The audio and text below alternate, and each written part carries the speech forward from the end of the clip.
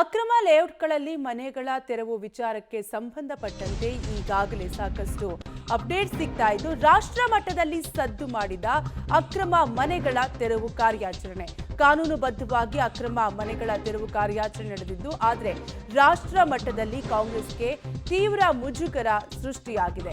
Kerala CM ಎಂಟ್ರಿಯಿಂದ ರಾಜಕೀಯ ಜಟಾಪಟಿ ಕೂಡ ಉಂಟಾಗಿದ್ದು ಬುಲ್ಡೋಸರ್ ರಾಜ್ ಆರೋಪ ಕಾಂಗ್ರೆಸ್ ಹೈಕಮಾಂಡ್ಗೆ ಒಂದ್ ರೀತಿ ಇಕ್ಕಟ್ಟಾಗಿದೆ. ಮುಂಬರುವ ಕೇರಳ ವಿಧಾನಸಭಾ ಚುನಾವಣೆಗೆ ಈ ಪ್ರಕರಣ ದಾಳವಾಯ್ತಾ? ಹಾಗಾದ್ರೆ ರಾಜ್ಯ ಸರ್ಕಾರ ಕ್ರಮ ಸರಿಯಾಗಿದೆ ಅಂದ್ರು ಕೇಳದ ಕಾಂಗ್ರೆಸ್ ಖುದ್ದು ರಾಜ್ಯ ಸರ್ಕಾರಕ್ಕೆ ನಿರ್ದೇಶನವನ್ನ ಕೊಟ್ಟಿದ್ದಾರೆ ಕೆಸಿ ವೇಣುಗೋಪಾಲ್. ಒಟ್ಟಾರೆಯಾಗಿ ಅಕ್ರಮ ಲೇಔಟ್ಗಳಲ್ಲಿ ಮನೆಗಳ ತೆರವು ಕಾರ್ಯಾಚರಣೆಗೆ ಸಂಬಂಧಪಟ್ಟಂತೆ ಈ ವಿಚಾರ ಈ ಪ್ರಕರಣ ರಾಷ್ಟ್ರ ಮಟ್ಟದಲ್ಲಿ ಸದ್ದು ಮಾಡ್ತಾ ಇದ್ದು ಕಾನೂನುಬದ್ಧವಾಗಿ ಮನೆಗಳನ್ನ ತೆರವು ಮಾಡಲಾಗಿದೆ ಅಂತ ರಾಜ್ಯದ ನಾಯಕರು ಹೇಳಿದ್ರು. ಕೇರಳ ಸಿಎಂ ಎಂಟ್ರಿಯಿಂದ ಈ ವಿಚಾರ ರಾಜಕೀಯ ಜಟಾಪಟಿಗೂ ಕೂಡ ಕಾರಣವಾಗಿದೆ.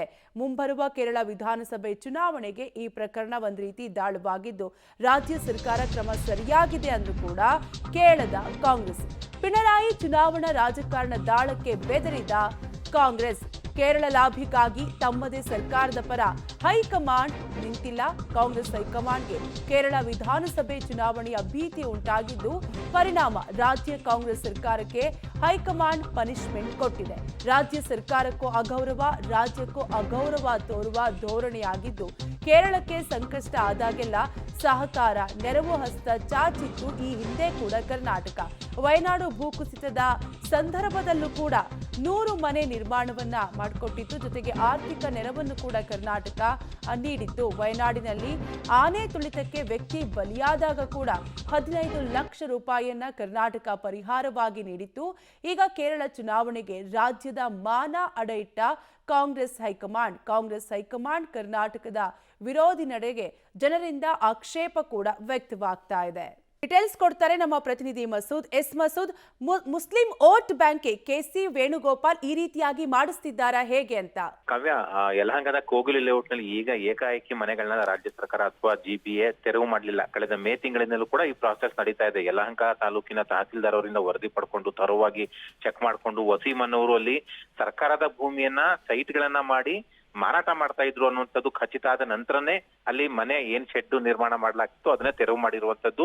200 ಶೆಡ್ ಮತ್ತೆ ಮನೆಗಳನ್ನ ಅಕ್ರಮವಾಗಿ ನಿರ್ಮಾಣ ಮಾಡಲಾಗಿತ್ತು. ಸರ್ಕಾರಿ ಜಮೀನನ್ನ ಸೈಟ್ ಆಗಿ ಮಾರಾಟ ಮಾಡಿದ್ದ ವಸೀಂ ಅನ್ನೋ ವ್ಯಕ್ತಿ. ಹಾಗಾಗಿ ರಾಜ್ಯ ಸರ್ಕಾರ ಅಲ್ಲಿನ ತೆರವು ಮಾಡಿದೆ. ಇದು ರಾಜ್ಯ ಸರ್ಕಾರದ ಕಾನೂನುಬದ್ಧ ಪ್ರಕ್ರಿಯೆ, ಕಾನೂನುಬದ್ಧ ಕ್ರಮ. ಕಾಂಗ್ರೆಸ್ ಹೈಕಮಾಂಡ್ ರಾಜ್ಯ ಸರ್ಕಾರದ ಬೆನ್ನಿಗೆ ನಿಲ್ಬೇಕಾಗಿತ್ತು. ಆದ್ರೆ ಮುಂಬರುವಂತಹ ಕೇರಳ ವಿಧಾನಸಭೆ ಚುನಾವಣೆ ಹಿನ್ನೆಲೆಯಲ್ಲಿ ಜೊತೆಗೆ ಅಲ್ಲಿನ ಸಿಎಂ ಪಿಣರಾಯಿ ವಿಜಯನ್ ಅವರು ಈ ಪ್ರಕರಣದಲ್ಲಿ ಎಂಟ್ರಿ ಆಗಿದ್ದಾರೆ.